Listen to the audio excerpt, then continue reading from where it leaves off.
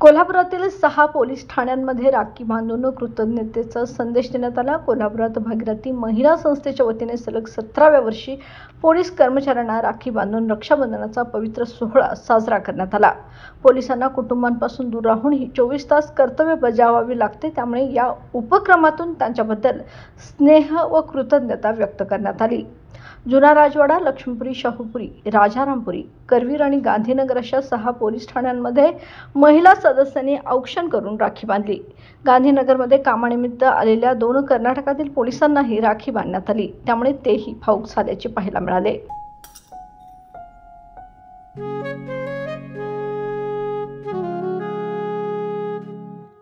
बाबा, आज येताना बासुंदी घेऊन या ना। अगं, कालच आपण आईचा वाढदिवस होता म्हणून आणली होती ना। ऐकलं, गोकुळची बासुंदी पुन्हा खावीशी वाटतेय। खरं सांगू, मलाही खावीशी वाटतेय। पुन्हा पुन्हा खावीशी वाटणारी गोकुळ बासुंदी।